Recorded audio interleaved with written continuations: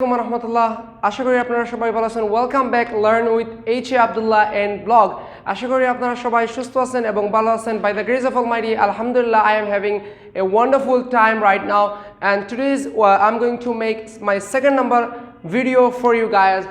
আপনারা দেখতেই পাচ্ছেন যে ক্লাস নাম্বার 2 লেখা আছে গত প্রিভিয়াস ক্লাসগুলোতে আমরা প্রেজেন্ট ইনডিফিনিট এবং প্রেজেন্ট কন্টিনিউয়াস আলোচনা করেছিলাম আলহামদুলিল্লাহ আজকে আমরা আলোচনা করব প্রেজেন্ট পারফেক্ট টেন্স নিয়ে এখন দেখেন আমরা প্রেজেন্ট পারফেক্ট এরপরে আলোচনা করব প্রেজেন্ট পারফেক্ট কন্টিনিউয়াস নিয়ে সো আশা করি যদি আপনাদের এই ভিডিওটি ভালো লাগে থাকে তাহলে please subscribe and hits the like button এবং যদি আরও বেশি ভালো লাগে থাকে তাহলে আপনার ফ্রেন্ডস বন্ধুবান্ধব যারা আছেন যারা ঘরে বসে ইংরেজি শিখতে চান তাদেরকে এই ভিডিওটি শেয়ার করে দেবেন সো আজকে দেখেন আমরা প্রেজেন্ট পারফেক্ট টেন্স নিয়ে আলোচনা করব প্রেজেন্ট পারফেক্ট টেন্সের ডেফিনেশনটাকে দেখেন an action that occurred at a time which is indicate and has it effect on the subject অর্থাৎ অতীতে কোনো কাজ শুরু হয়েছিল এবং শেষও হয়ে গেছে কিন্তু এই কাজের ইফেক্টটা এখনো বর্তমান আছে which has completed few months ago or few days ago but রেজাল্টটা এখনো বর্তমানে আছে অর্থাৎ রেজাল্টের এক্সিস্টেন্স এখনো আছে তখনই হবে প্রেজেন্ট পারফেক্ট টেন্স অর্থাৎ প্রেজেন্ট পারফেক্ট টেন্সের স্ট্রাকচার হচ্ছে কি subject have plus has plus bar plus in the participle form অর্থাৎ ভার্বের ফার্স্ট ফর্মটা আমার কি হবে প্রেজেন্ট পারফেক্ট টেন্সে ব্যবহার করা হবে অর্থাৎ দেখেন এক্সাম্পলগুলো দেখেন Ibrahim has read the book many times অর্থাৎ ইব্রাহিম হচ্ছে সাবজেক্ট হ্যাজ হচ্ছে আমার auxiliary read the book many time রিডের পাস্ট ফর্ম সবসময় কিন্তু এভাবেই থাকে এখানে লিখতে এরকমই লিখবেন এখানে আর কোনো পরিবর্তন হবে না এখন দেখেন Ibrahim has read the book many times অর্থাৎ ইব্রাহিম এই বইটি কয়েকবার পড়ে ফেলেছে কিন্তু তার রেজাল্টটা এখনও আছে অর্থাৎ আপনি যখন বই পড়বেন বই পড়ার পরে যে জ্ঞানটা আহরণ করবেন বই থেকে সেই জ্ঞানটি কিন্তু আপনার কাছে বিদ্যমান থাকবে সো এটা হচ্ছে একটা এক্সাম্পল আপনার আবার যদি আপনি এটাকে ইন্টিগ্রেটিভ করতে চান তাহলে হ্যাজ আই হ্যাজটাকে সামনে নিয়ে আসবেন আমি আবারও বলতেছি হ্যাজটাকে সামনে নিয়ে আসবেন সরি হ্যাজ পরে ইব্রাহিমটাকে পরে নিয়ে যাবেন অর্থাৎ আমার অক্সিলারি ভার্বটা সবসময় কী হবে সামনে চলে আসবে has Ibrahim read the book many time এখন যদি এটাকে নেগেটিভ করতে চান Ibrahim has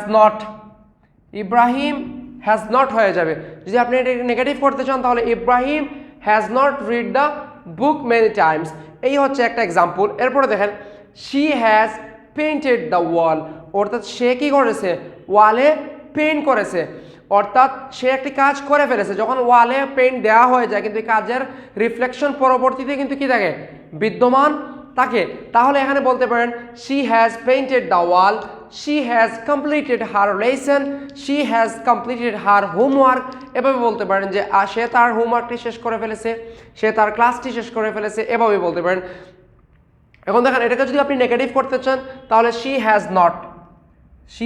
not painted the wall এটাকে যদি আপনি ইন্টারোগেটিভ করতে চান তাহলে has she painted the wall সে কি দেয়ালে লিখে পেইন্ট করেছিল এরপরে দেখেন 3 নম্বরটা I have travelled many countries অর্থাৎ আমি বিভিন্ন দেশ ঘুরে ফেলেছি এখানে সাবজেক্ট আছে অক্সিলারি ভার্ব আছে ভার্বের পাস্ট ফর্ম আছে দেখেন পেইন্টের পাস্ট ফর্ম পেইন্টেড ট্রাভেলের পাস্ট ফর্ম ট্রাভেলড ঠিক আছে many countries subject auxiliary verb plus main ভার্বের পাস্ট ফর্ম এরপরে মেনি কান্ট্রিজ অবজেক্ট ক্লিয়ার এরপরে দেখেন আপনি এটাকে যদি ইন্টিগ্রেট করতে চান তাহলে have I travelled many countries আবার যদি আপনি এটাকে নেগেটিভ করতে চান I have not travelled many country একসাথে আমি বলে ফেলতেছি